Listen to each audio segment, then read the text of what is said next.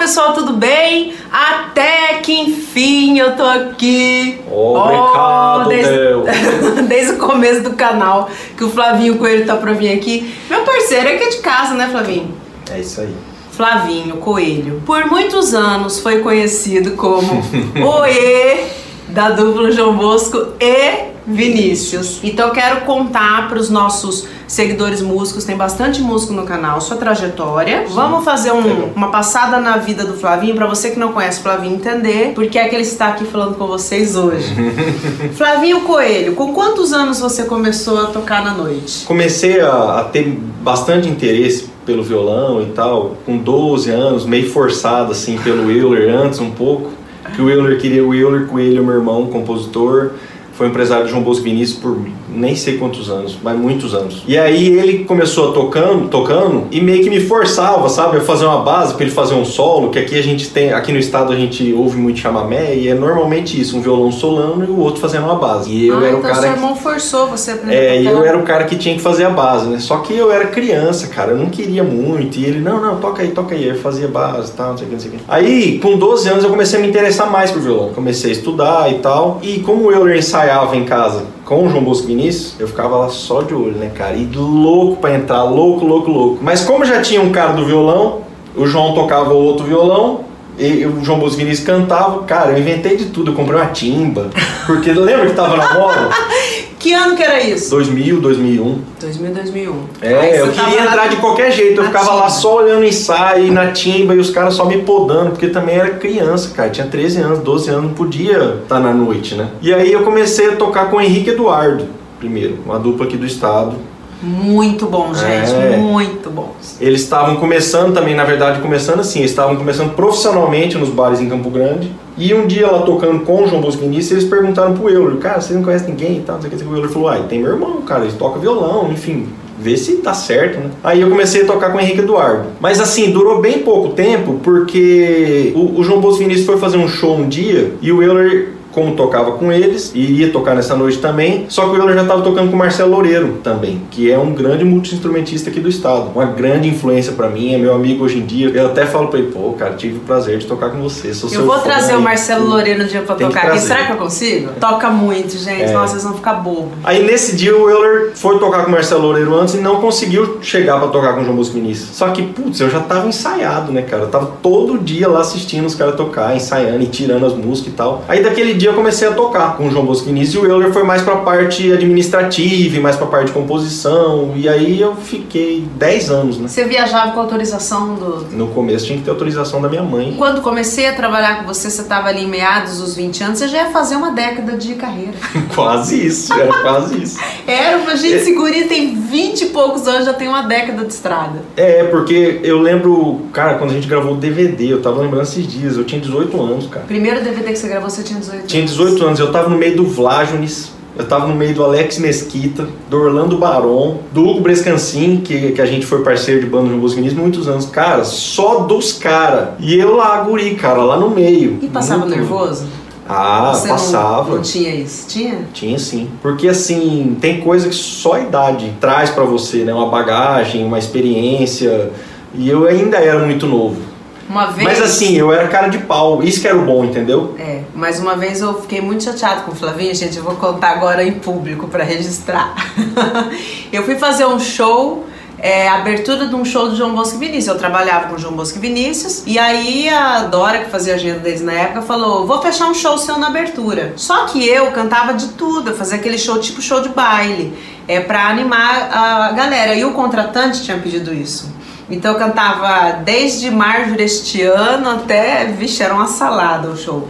E eu queria que essa pessoa tocasse comigo, porque eu gostava muito dele e de todos da banda do João Bosco Vinícius, o Flavinho foi o único que me deu chão. Mas cara, era disse medo. Que não. Era medo. Aí eu fiquei muitos anos chateado com o Flavinho, porque nós não éramos amigos, a gente só era da mesma equipe, e eu falei, poxa, todo mundo aceitou tocar comigo, menos o Flavinho. Mas era medo, cara, eu era muito novo, eu tinha medo, assim, e o João Bosco Vinícius, é o que eu tô falando, eu já tocava, já acompanhava desde criança, era um repertório que eu tocava, vixe, de olho fechado, de trás pra frente, não... Aí, e o seu não, o repertório da Bruna era rebuscado, tinha bolero, tinha coisa, sabe? E muito tempo depois a gente teve a oportunidade de conversar. Ele falou: BC, não toquei com você porque o repertório era muito difícil. Ele falou exatamente isso. Aí eu perdoei Ela ele. perdoou. Ó, deixa eu te fazer uma pergunta. O que a estrada ensinou pra você? No começo, na verdade, era muito informal, assim. A gente tava porque a gente gostava. Era tipo... igual o pessoal do rock fala, banda de garagem, sabe? A gente ganhava um dinheiro com aquilo, era mais hobby do que profissão mesmo, sabe? A coisa foi se profissionalizar, eu acredito que em 2005, que a gente gravou o DVD e tal, aí eu já tinha meus 18 anos. Depois que foi se profissionalizar mais, os meninos tinham um escritório já maior. Na época que eu tinha meus 14, 15, era apresentação de bar e tal. Mas é muito bacana, deu muita bagagem. Sim. Deu muita bagagem. Isso que você falou é verdade. Os caras da banda protegiam, sabe? Que eram os caras mais velhos. Os caras meio que me cuidavam igual filho, igual sobrinho. Era bacana isso. Como que era pra sua mãe te entregar pra estrada, assim? Cara, pra minha mãe e pra minha avó, que você sabe que a relação que eu tenho com a minha avó foi complicado. Porque assim, a gente era muito grudado. E eu era o filho muito grudado, sabe? O Wilner sempre foi, assim, vamos dizer, independente, saía de casa e ia dormir fora, e eu era grudado. E aí, com 13 anos, já desgrudei valendo, né? A gente já foi fazer show em outro estado, foi viajar bastante. A sua mãe ficava ligando pra saber se você tava bem? Não tinha celular? Não tinha celular, né? Não tinha celular tão fácil que nem tem hoje, mas ela confiou muito nos meninos, né? E os meninos foram muito responsáveis, assim, graças a Deus, não tinha problemas sérios no João Bosco e Vinícius com relação a droga, essas coisas assim, sabe? Isso aí não existia, droga, bebida, isso aí era bem tranquilo. Assim, apesar de ser informal, vamos dizer assim, o começo, mas eles já tinham um certo profissionalismo, sabe? E idealismo mesmo, né? Eles já sabiam onde eles queriam chegar, então...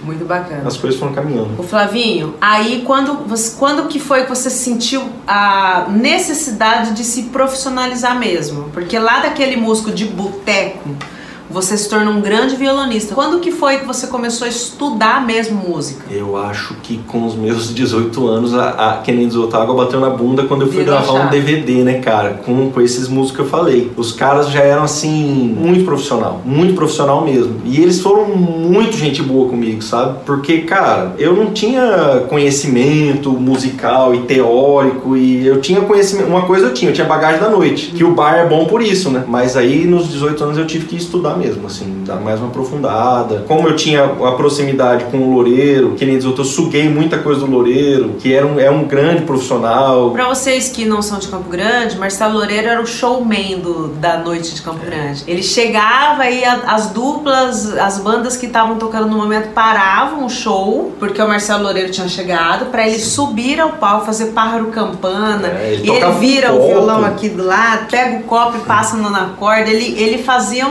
Agora ele faz com a harpa. Agora também, ele é multi-instrumentista. Hoje ele toca harpa, toca viola, toca charango, toca... Vixe. Nossa, nós temos que trazer o Marcelo aqui pra conversar. Vamos armar essa tocada. Isso. Como que foi se profissionalizar numa época que eu me lembro que não tinha internet, YouTube pra você ficar fazendo aula? O que você fazia pra se virar? Como o Euler é mais velho que eu, então ele começou a estudar antes e eu fui pegando os livros dele, sabe? Era em livro mesmo. Esse dia eu tava vendo em casa, tem até hoje um livro do Almir Shediak lá. Dicionário de acordes e tal, estrutura da música, essas coisas assim. Nossa senhora, a galera que tá escutando a gente aqui não sabe nem que existe livro de música.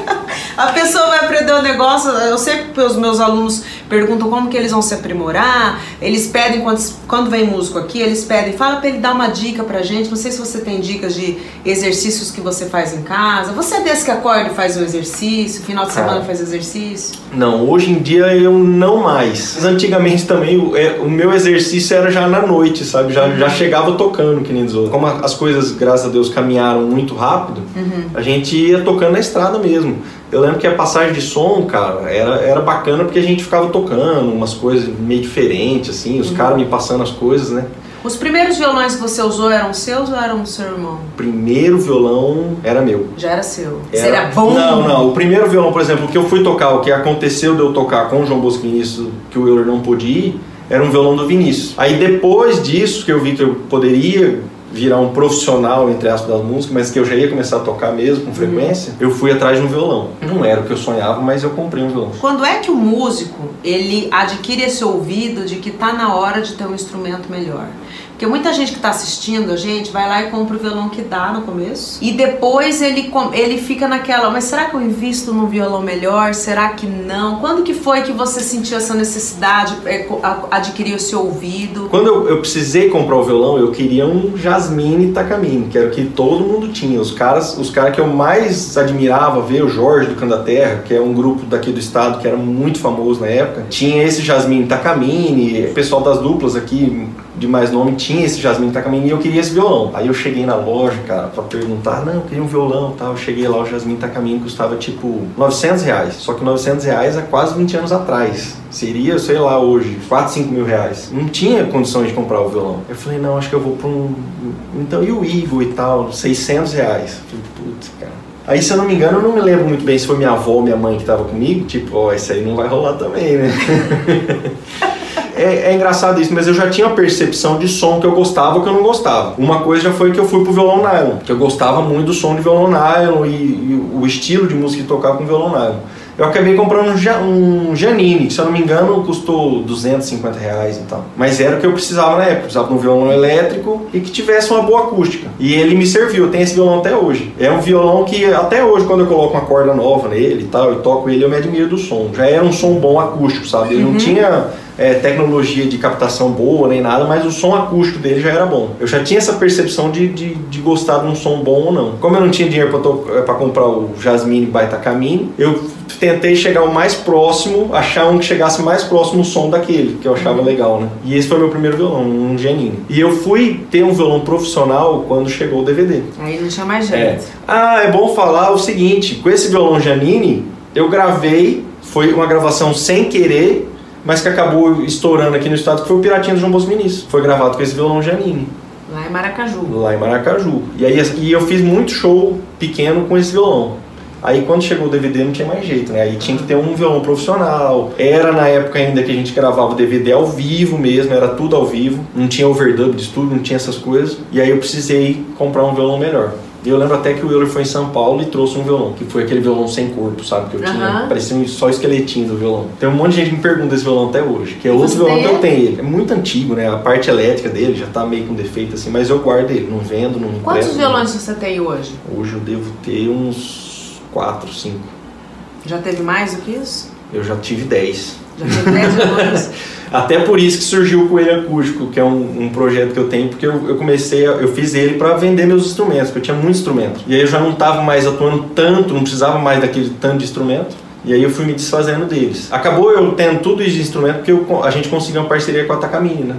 Depois de 10 anos que eu queria um Jasmine by Takamine, a gente conseguiu uma parceria com a Takamine. E aí a gente pegava os violões lá na parceria e tal. O que você acha que prejudica, no seu ponto de vista, assim, os músicos que querem trabalhar hoje na noite e às vezes não conseguem? Acho que a principal questão é o profissionalismo mesmo, né? Eu não sei se é pela cultura de achar que é um trabalho menos importante ou que não tem regras e tal. Apesar de ser entretenimento, você trabalha com entretenimento, as pessoas, na verdade, quem tá lá pra te assistir que tá lá se divertindo, né? É o entretenimento você das não, pessoas. Você não, você tá lá pra trabalhar. Os músicos, às vezes, estão começando, vai lá começar a tocar no bar e ele começa a beber antes do público que tá chegando para beber. Você sabe que nós temos um amigo aqui do estado, mandar até um beijo pra ele, o Alexandre Artioli. Ele fez uma pesquisa, o que os donos dos bares falam dos músicos e os artistas do estado, e uma das coisas é essa, beber trabalhando, gente, músicos, não façam isso, beber. E eu acho que o lance também não é nem assim a questão do beber, mas é a questão do limite, né? Tem um limite, você não pode comprometer seu trabalho por conta da bebida, ou que seja de outra coisa, que seja fumar um cigarro, o cara fumar fora de hora, fumar no palco, por exemplo. Não tem como o cara fumar no palco, principalmente hoje em dia, né? Que é proibido fumar no local fechado. Aí o cara, né, eu vou ali só fumar um negócio, espera aí, segura aí 2 músicas. Tem todo um profissionalismo, assim. E o bacana que você falou do Alexandre é um cara que tá profissionalizando bastante, né, a música aqui. À noite, né? É legal isso aí. Precisa de gente também disso, né? Sim. E é diferente o músico da noite e o músico do estúdio? Na minha época era. Eu fui muito músico da noite. Eu não era um músico do estúdio. Até porque, assim, a agenda do João Bosco Vinícius era bem corrida já desde o começo. E eu gravava os projetos deles ao vivo. os DVDs. Às vezes um disco de estúdio eu não gravava. Gravei alguns da época que o Dudu Borges entrou, mas o Dudu já tinha aquela mentalidade de querer trazer aquele som da estrada, sabe? Pros discos de estúdio. Mas assim, hoje em dia não. Hoje em dia os músicos da estrada, ao meu ver, eles estão muito mais profissionais. É porque assim, hoje em dia também na estrada você consegue gravar online, você não tá... Porque a gente ficava praticamente ilhado, né? A gente não tinha celular, não tinha como internet nem pensar. Então, o cara que estava na estrada, ele só conseguia atender a estrada. Ah, você quer dizer que a pessoa que hoje está em trânsito... ela consegue atender a demanda de estúdio. Chega num quarto de hotel, ele leva uma mesinha e grava. Um notebook, um microfone, plug e grava. Os caras que estão na estrada estão gravando também. Ah, que legal. E eu acredito também que o profissionalismo do músico, que já tá fazendo show com artista de médio a grande porte, o cara já tá bem focado, sabe? Eu vejo muita questão um cara que eu gosto de usar de exemplo, o Marcos Borges. Cara, ele é um cara muito focado, sabe? Eu assisti a entrevista que ele deu aqui no seu canal, sempre quis o que ele conquistou hoje. Lutou muito, estudou muito, abriu mão de muita coisa, deixou de ir pra estrada, por exemplo, que seria, vamos dizer, um ganha-pão mais rápido ou mais fácil para investir na carreira de estúdio. Então, assim, é foco mesmo, mas acho que hoje em dia o pessoal tá mais sábio. E aí, você fala do Marquinho que tá gravando nos DVDs vários aí pelo Brasil. A gente chega no assunto do ISRC, né? Que antigamente ninguém sabia o que era. Ninguém sabia o que era. Eu acho que ainda hoje, apesar de saberem o que tratam com amadorismo. E a maioria, né, cara? Você vê às vezes estúdio grande que você, como músico, às vezes tem que ficar correndo atrás se você tá ou não no ISRC e aquela dúvida. Pra vocês saberem, o ISRC é um código que a gente, através desse código, sabe os dados, né, nome completo, CPF, instrumento de todos os músicos que tocaram na faixa e outros dados, os dados do artista, os dados da obra, que é o compositor e editora, os dados da gravadora.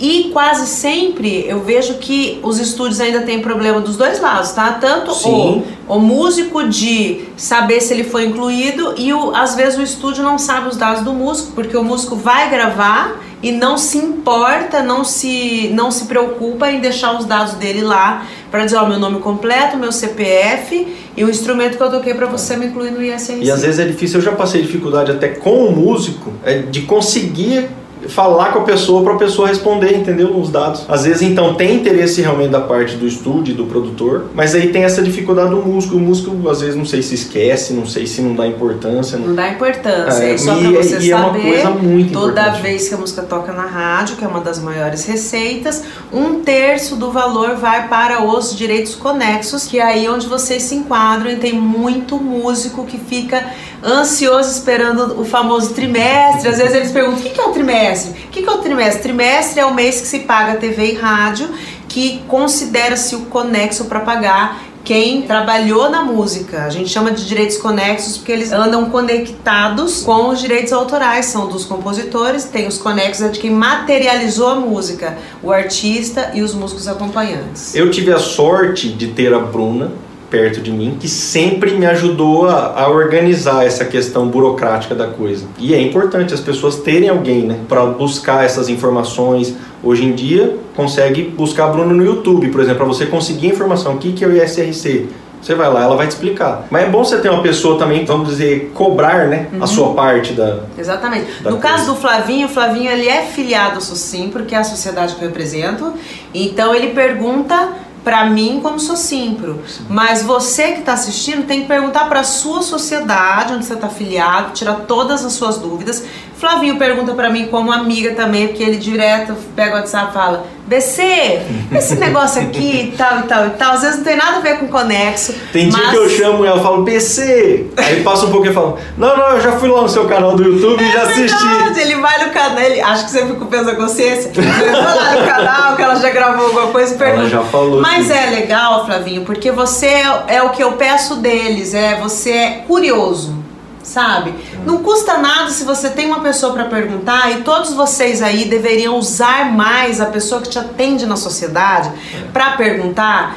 Tá assistindo TV e tá tocando uma música, será que os músicos estão recebendo? Pergunta, grava um WhatsApp, manda um e-mail. Olha, eu tava assistindo aqui o Faustão e tocou uma música, eu quero saber se nesse caso aqui os músicos receberam. Mesmo que você não esteja naquela faixa, você aprende, porque lá na frente, uma hora você vai estar tocando, você já sabe o que você tem para receber, qual que é a importância das coisas que tem para se fazer. Eu tô tentando plantar essa sementinha de que você tem que entender sobre as coisas antes de estar no olho do furacão, porque aí você tem que se aprimorar musicalmente, entender de instrumentos, estudar, aprender da estrada, aprender do estúdio e aprender direitos conexos. É muita coisa na sua cabeça, você vai acabar perdendo dinheiro com isso. E perde mesmo. E perde mesmo. Porque o dinheiro tá lá, gente. O dinheiro tá lá. Se você não tiver, por exemplo, no ISRC, você não vai receber. Seu dinheiro vai estar lá, mas não vai ser seu. Porque você não tá lá. Exatamente.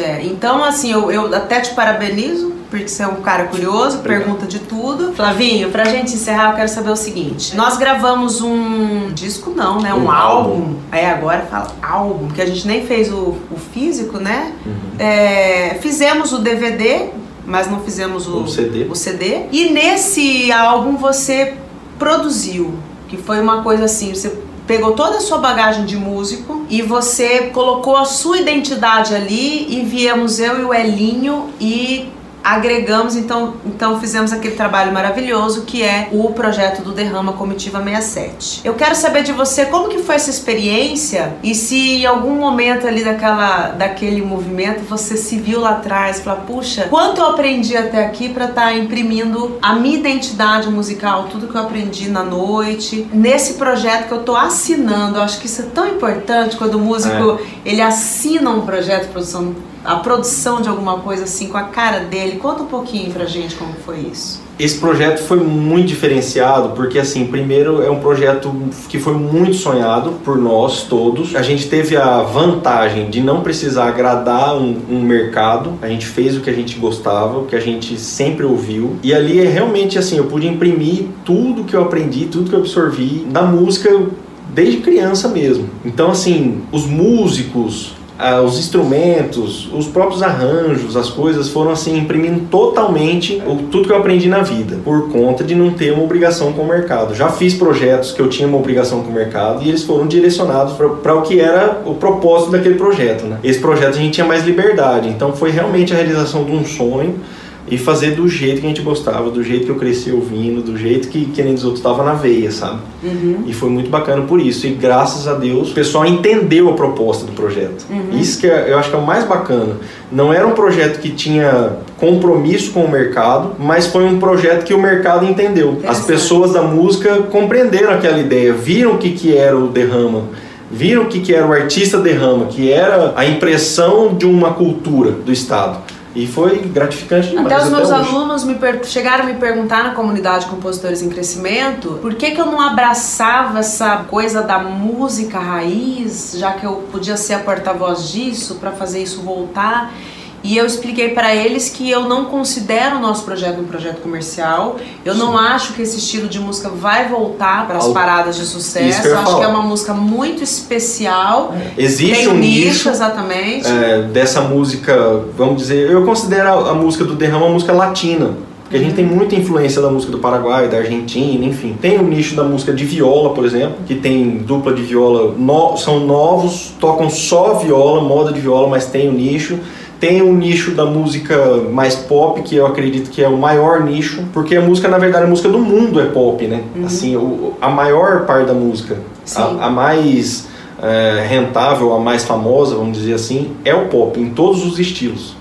O que mais toca é aquilo que é mais pop daquele estilo. Pode ser o funk que mais toca é o mais pop. E eu sou uma pessoa que eu sou tão influenciável, gente, porque eu escuto tanta coisa, e na hora que a gente estava fazendo o nosso repertório, às vezes eu queria trazer uma coisa dessa referência, e o Flavinho falava, BC, aqui no Derrama nós não vamos gravar. Pelo menos naquele projeto. Naquele projeto. Não, eu quero até compartilhar isso com eles, porque às vezes eles falam, não, mas minha música é muito parecida com esse artista, e o Flavinho na produção do Derrama, ele era a pessoa que tira aquela coisa que o artista tem de querer cantar o que ele quer e diz o que é que o projeto pede, né? Sim. Então muitas músicas que eu gostava, eu queria gravar no projeto, e o Flavinho com todo o jeito dele, dizia: não tem a nossa cara. Eu queria gravar algumas músicas gaúchas, você lembra? Você falou: BC, se ele fosse do Mato Grosso do Sul, a gente ia gravar, porque o nosso projeto. E teve música inédita. Eu lembro que teve música inédita, por exemplo, de alguns compositores, que uma música entrou e a gente ouvia outra, gostava, mas a gente falava: cara, pra esse projeto não vai rolar. Vamos guardar. Pra outro projeto rola. Pra esse não vai rolar por enquanto. É muito de entender, né, o que quer passar, a mensagem que quer passar, até o que a gente quer cantar e tocar, assim, obedecendo, né, aquele formato que foi desenhado. É difícil falar para os artistas que estão assistindo. É difícil você entender qual é o seu nicho, mas é bom você ter ao seu lado uma pessoa que geralmente é o produtor musical para te ajudar a entender o seu nicho, porque às vezes o artista ele é bom em cantar, em desempenhar o papel dele maravilhosamente, mas ele não consegue entender o nicho dele. É preciso uma pessoa que venha de fora, tem uma visão maior assim de mercado, e nem sempre o artista vai cantar o que ele quer, aí ele tem que definir o objetivo dele com o projeto. O nosso objetivo não era ganhar dinheiro. Foi o que eu disse, a gente não tinha um compromisso com o mercado. Exatamente. Quem tem um compromisso com o mercado, vamos dizer, o mais inteligente é aquilo que entende o que o público dele quer ouvir dele. Esses tempos atrás, eu até parabenizei o Gustavo Lima pelo Instagram. Ele ia fazer um show em Campo Grande e assim, o comentário da feira era o show do Gustavo. Aí eu falei: cara, o cara entendeu o que o público quer dele, né? Ele teve um auge, deu uma pequena caída normal e ele voltou maior do que o auge que ele teve anteriormente. Nossa. Porque ele compreendeu o que o público queria ouvir dele. E assim, quando você entende o que o povo quer ouvir de você, você acerta na veia, não tem erro. Exatamente. E eu até mandei uma mensagem no direct pra ele, parabenizando ele, porque ele entendeu o que o povo queria ouvir dele. Exatamente. Independente do gosto dele. Acredito que ele cante com amor a música que ele canta, mas principal, ele entendeu o que o público dele quer ouvir dele. Exatamente. Deixa uma mensagem final para meus queridos compositores que estão assistindo, os meus queridos músicos e os queridos artistas e os queridos produtores, futuros produtores ou já atuais produtores. Legal. Primeiro eu quero te agradecer. Obrigado. Eu que agradeço. Conversamos finalmente. Querido, legal demais. Eu queria vir aqui, eu assisto sempre todas as entrevistas. Flavinha acompanhou desde o começo o meu canal e viu crescendo, né, Flavinha? Labuta. Acho muito legal quando você conversa com os músicos, com os produtores, é bacana, com os compositores também. E é isso aí, gente. Vamos se profissionalizar, é muito importante. E vamos fazer o que a gente ama. Eu acho que é mais importante ainda, assim, fazer aquilo com amor. Seja lá o que for, seja compor, seja tocar, seja ser produtor, seja ser técnico de áudio, seja qualquer coisa. Fazer com amor é importante. Obrigada, meu querido parceiro. Vamos ver se a gente grava outro projeto Derrama. Vamos fazer. Quero mandar Derrama. Um beijo pro nosso parceiro Elinho Ada. A gente chegou aqui, viemos testar umas câmeras novas, aí gravamos 2 vídeos. Elinho, o melhor segundeiro do Brasil. Eu vou cantar agora Meu Doce Mel e eu vou oferecer pro Elinho. Meu relógio 11h36, em meia hora conto mais um mês. E este luar que vejo em seu olhar desfez a penumbra e me fez cantar canções de amor que um dia rabisquei, um velho violão sozinho dedilhei para um alguém que eu tanto esperava. Era você e a gente nem sonhava.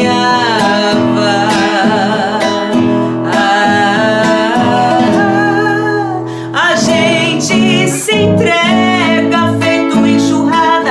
É o pão e a fome, a sede, um copo d'água. Pouco me importa o muito que esperei. E hoje eu sei que esse amor já vinha de outras vidas. Seu beijo é meu ponto de partida, estrela cadente, o meu doce mel. Que esse amor já vinha de outras vidas. Seu beijo é meu ponto de partida, estrela cadente, riscando o meu céu, o meu doce mel.